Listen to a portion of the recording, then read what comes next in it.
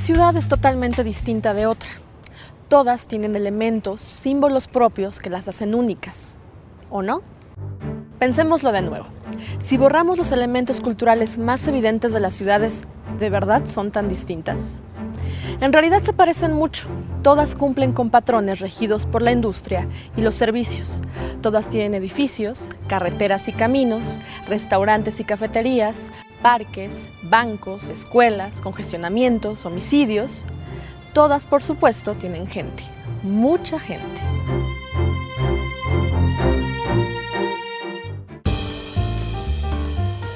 En menos de un siglo, las ciudades crecieron más de 10 veces. De 250 millones de personas viviendo en ciudades a inicios del siglo XX, pasamos a 3.500 millones. En México, pasamos de un 43% de población urbana en 1950 a 71% en 1990 y un 78% en 2010. De acuerdo con el INEGI, hoy cerca de 90 millones de mexicanos viven en ciudades. Después de siglos de crecimiento urbano, en el 2008 ocurrió algo sin precedentes. Por primera vez en la historia, más de la mitad de la población mundial vive en ciudades. Y de acuerdo con la Organización de Naciones Unidas, la tendencia es que sigan creciendo. Para 2050 se espera que la cantidad de gente viviendo en ciudades llegará a los 6.000 millones. 2 de cada 3 personas que nazcan en los próximos 30 años van a vivir en centros urbanos. Lo que para muchos sería un triunfo de la urbanización, no deja de tener algo de ironía. ¿Cuál es el gran atractivo de vivir en una ciudad?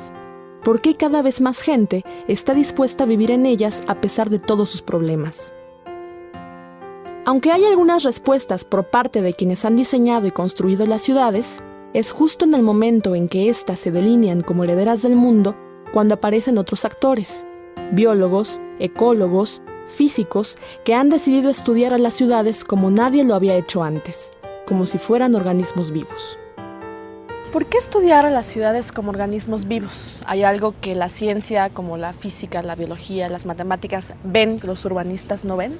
Sí, definitivamente hay una parte del crecimiento de las ciudades que está determinada por leyes globales de la física, de la química y de la biología. Es decir, hay restricciones. Podemos hablar, por ejemplo, de las leyes de la termodinámica que nos hablan de los flujos de energía. Esas son cuestiones que normalmente los urbanistas no abordan.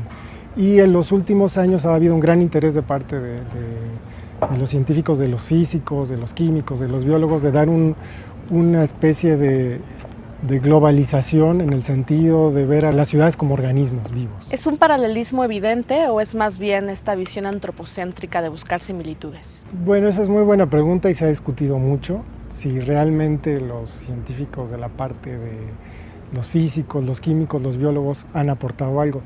Pero la respuesta es sí, y existen de hecho leyes matemáticas que tienen la misma forma en los seres vivos y en las ciudades. Telecomunicaciones, todas esas redes de distribución siguen ciertas matemáticas que de hecho aparecen en las redes de distribución en el cuerpo. Estamos hablando, por ejemplo, de las venas. Las venas son un fractal y de hecho se puede ver que la fractalidad de las venas coincide de manera muy exacta con las leyes de distribución o los fractales que aparecen en las ciudades, en las líneas de cableado telefónico, eléctrico. De hecho, tienen la misma forma. Otro ejemplo es el consumo de energía por, digamos, kilogramo de peso. En los animales esto se le llama metabolismo.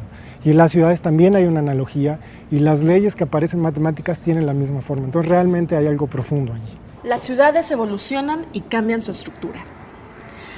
Así como las células de los organismos se especializan y dan forma a nuevas estructuras con funciones concretas, el crecimiento urbano también está determinado por un proceso de especialización por parte de sus componentes. Algunos lo llaman un proceso en desplazamiento, pues mientras que el centro urbano se va especializando cada vez más en servicios, otras actividades económicas que propician la sobrevivencia del centro, como la agricultura, por ejemplo, se van desplazando a la periferia. ¿A qué organismo se asemeja más la forma en que crece una ciudad? Pues yo diría que se asemeja mucho a organismos pluricelulares, es decir, en general las ciudades crecen teniendo cierta función, pero de alguna manera todas las ciudades comparten cierta funcionalidad común, es decir, necesita una planta de energía, por ejemplo, para mantener la ciudad, pero las ciudades especializan en cierto tipo de actividades. Podemos poner una ciudad como Cancún es turística, una ciudad como la de México se dedica a los servicios, hay ciudades que están dedicadas a la minería. Entonces, pues es un organismo pluricelular donde cada uno tiene una función especializada. ¿Estas nuevas teorías por parte de la física, la biología o la ecología forman parte de las estrategias para planear una ciudad? No, son cuestiones relativamente recientes y que no son tan conocidas, pero ahí están. Y yo siento que a la medida que las ciudades se vayan aproximando, digamos, a los límites del crecimiento que están determinados por factores globales termodinámicos, de leyes fundamentales, por ejemplo, de la física, se van a empezar a notar estas cuestiones, estas restricciones, estas leyes van a empezar a ser mucho más importantes. Si el objetivo es buscar similitudes con los organismos para resolver los problemas que quejan a la ciudad, hay que partir de lo que caracteriza a todos los seres vivos. Nacen, crecen, se reproducen y mueren. ¿Pasa lo mismo con las ciudades? Las ciudades nacieron gracias a la especialización. En ellas, los seres humanos pudieron desarrollar habilidades netamente urbanas, como propiciar la cercanía extrema y acelerar el ritmo de vida y de producción. Vivir en una ciudad se fue volviendo cada vez más atractivo para la población rural. Una ciudad era sinónimo de progreso, el sueño de una vida mejor y la posibilidad de tener empleo a medida que éste iba desapareciendo del campo. En los años 30 del siglo pasado, el científico suizo Max Kleiber estudió la relación entre el tamaño de los animales y su metabolismo para llegar a un concepto clave en biología: el ritmo metabólico, entendido como la cantidad de energía por unidad de tiempo que necesita un organismo para realizar todas sus funciones. Kleiber analizó los ritmos metabólicos de distintos animales y encontró que las especies más grandes requieren menos energía por kilo que las pequeñas. Un elefante pesa 50.000 veces más que un hámster, que pesa 150 gramos. Y sin embargo, el roedor puede comer una cantidad de alimentos igual a su peso, 150 gramos de comida, mientras que el elefante requiere solo 3/4 de la cantidad equivalente a su peso. Basados en este principio, los físicos Geoffrey West y Louis Bettencourt del Laboratorio Nacional Los Álamos en Estados Unidos analizaron decenas de ciudades estadounidenses, desde su tamaño y su infraestructura hasta sus caminos y su actividad económica, y lo que encontraron fue un patrón común. Una ciudad que aumenta su población al doble requiere un incremento de recursos solamente del 85%, algo parecido a lo que sucede con los elefantes. Por ejemplo, la ciudad de Nueva York tiene el doble de habitantes que la ciudad de Los Ángeles y sin embargo no requiere el doble de infraestructura, sino solamente el 85% de lo que requeriría la urbe californiana. Según los físicos, los números muestran que la población urbana comparada con la rural produce más. Esto es un fenómeno que rompe con cualquier patrón de la biología. Mientras que un organismo se vuelve más lento cuanto más crece, camina, madura y late su corazón más lentamente, en las ciudades ocurre lo opuesto. Entre más grande, más rápido es el ritmo de vida y más productiva se vuelve. De hecho, West y Bettencourt midieron que al crecer una ciudad se observa un aumento sistemático del 15% en cosas como número de patentes, inversión en tecnología o educación, su gasto para la construcción, hasta depósitos de banco. En resumen, de acuerdo con West y Bettencourt, las ciudades grandes hacen más con menos porque producen más y requieren menos recursos per cápita que una pequeña. West y Bettencourt hablan de que las ciudades más grandes hacen más con menos porque al mismo tiempo que producen más, requieren menos recursos per cápita que las pequeñas. Este argumento es un argumento válido para decir que las ciudades son exitosas de manera irrefutable. ¿La tendencia tendría que ser volvernos más y más urbanizados? Bueno, yo diría que hay que matizar la respuesta, porque si la llevamos al extremo podríamos concluir que si llenamos todo el planeta de ciudad, entonces todo va a ser más eficiente, pero ¿cómo nos alimentaríamos? La ciudad para vivir necesita recursos de regiones lejanas, eso consume mucha energía, contribuye al calentamiento global. Es un hecho, nos estamos volviendo cada vez más urbanizados. La tendencia histórica es que cada vez una proporción más grande de la población está concentrándose en ciudades. A pesar de que nosotros estamos en la ciudad, lo que estamos comiendo, el agua que tomamos, etcétera, todo eso viene de regiones que están lejanas a un gran costo energético y eso no lo toman en cuenta ellos. Hablando de nuestra analogía con seres vivos, podemos pensar que en realidad es un sistema donde cada uno tiene una función y no se puede hablar realmente de una cuestión más exitosa o no, simplemente es más exitosa en la función que desarrolla. Entonces el campo es más exitoso en la función que desarrolla, que es producir alimentos para la ciudad, y la ciudad es más exitosa en producir tecnología, por ejemplo. Lo importante es en qué ciudades se está concentrando la población y cómo están creciendo estas ciudades, cómo están captando esta población. Y ahí es en donde tenemos espacio para poder actuar o para tratar de orientar los procesos. Algunos especialistas dudan de este supuesto éxito de las ciudades grandes, examinando no solamente el aumento de la producción, sino también el crecimiento excesivo de la superficie territorial. Han notado un fenómeno con nombre ominoso: crecimiento urbano disperso. Para algunos es lo que ha provocado muchos de los problemas de las ciudades mexicanas. En la Secretaría de Desarrollo Social, el Despacho de Desarrollo Urbano y Planeación Territorial ha hecho estudios de algunas de las ciudades más densas, comparando aumento de población y aumento de superficie. De 1980 a 2010, la ciudad de Chihuahua, por ejemplo, creció en población 2.1 veces, pero su superficie creció 7.51 veces. En Toluca, la población creció 3.25 veces, pero su superficie creció 25 veces. En Acapulco, la población creció 1.89 veces y la superficie 9.5 veces. Y algo más dramático ocurrió en Los Cabos, donde la población creció 20 veces y la superficie lo hizo más de 80. De manera general, todas las ciudades mexicanas han seguido el mismo patrón. Al dispersarse, crece la distancia, que es uno de los elementos básicos de ordenación del territorio. Crecen las distancias, y con el crecimiento de las distancias crecen los tiempos de recorrido, y también se separa el vínculo entre la sociedad. El crecimiento poblacional en las ciudades difusas ha traído como consecuencia la aglomeración en vez del orden y el desperdicio y el desgaste en vez del uso eficiente del suelo. En 1996 se solían construir unidades habitacionales a 5 kilómetros de los centros y hoy se aprueban permisos para construirlas hasta 45 kilómetros de los centros urbanos. La estructura de estas unidades habitacionales descansa más en el hacinamiento y en las áreas privadas que en los espacios públicos que propician la convivencia. El tubo del agua tiene que ser mucho más grande, traerla de más lejos.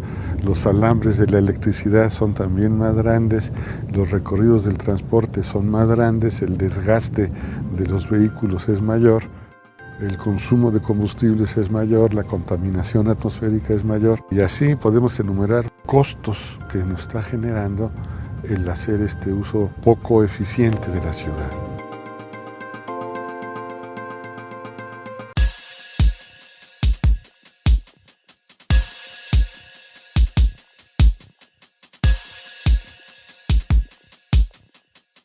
En contraparte con la ciudad difusa, las unidades habitacionales mal planificadas y las llamadas ecotecnias, que intentan sustituir los servicios ecosistémicos con instrumentos creados por el hombre, algunos arquitectos y urbanistas proponen la ciudad compacta, que propiciaría un crecimiento urbano más ordenado y sustentable.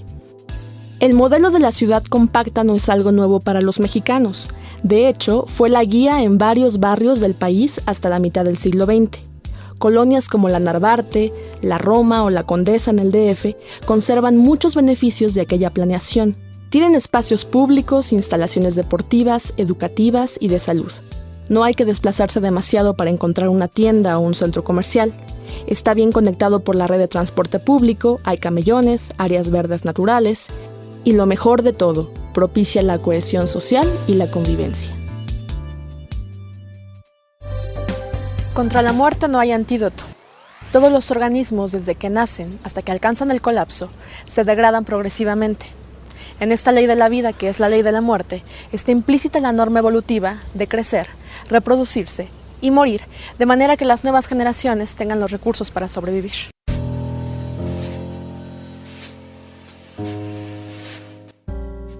La evolución ha seleccionado un rasgo inapelable: morir poco después de reproducirse.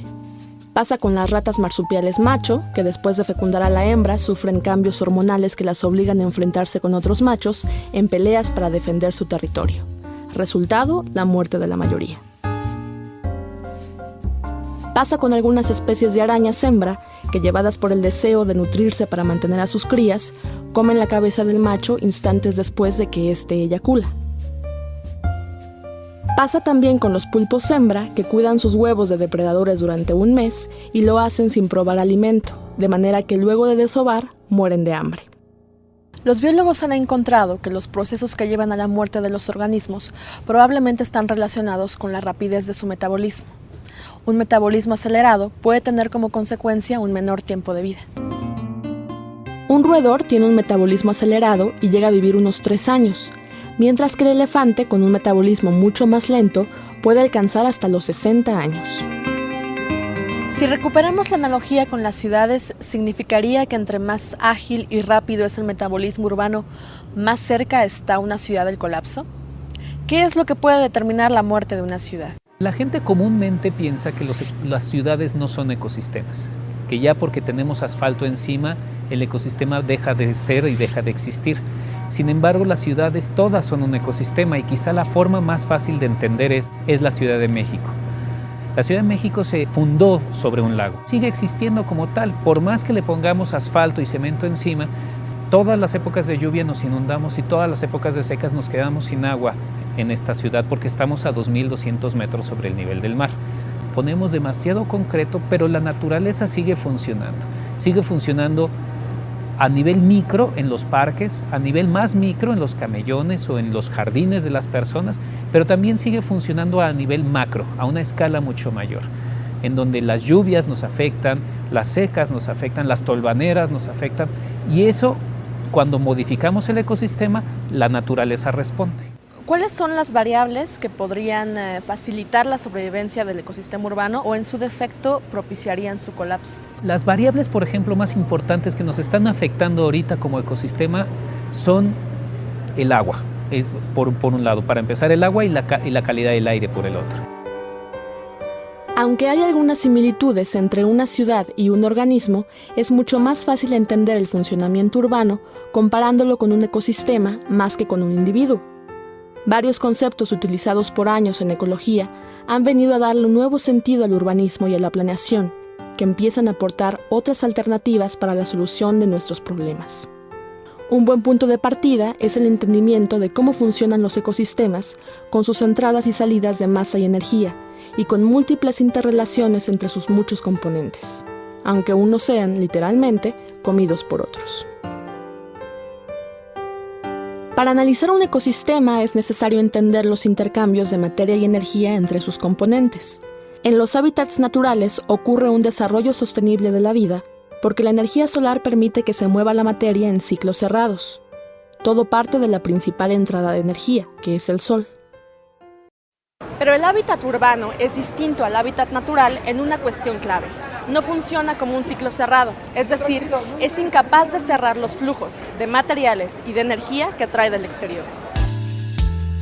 Las ciudades son sistemas abiertos y también crecientes, pues dependen de la disponibilidad de recursos naturales externos que las doten de materia y energía para su consumo diario. Y además producen desperdicios que suelen dañar las mismísimas fuentes de los recursos naturales que necesitan. Imaginemos que las ciudades son como estadios llenos de gente que requieren grandes cantidades de agua, energía y alimentos continuamente. Como es imposible que ellos produzcan sus propios recursos dentro del estadio, es necesario traer más y más servicios de afuera y de lugares cada vez más alejados. Pero resulta que una ciudad ya no es solo un estadio, sino varios de ellos con similares requerimientos energéticos.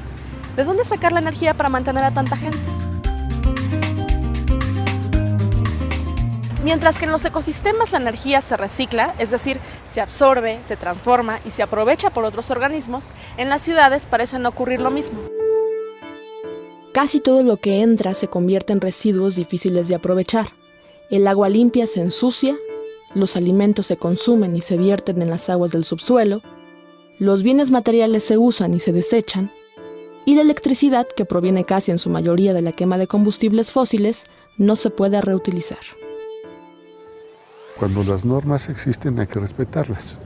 Bueno, nuestras ciudades no están respetando las normas porque hemos dejado al libre juego de las fuerzas del mercado el crecimiento de las ciudades.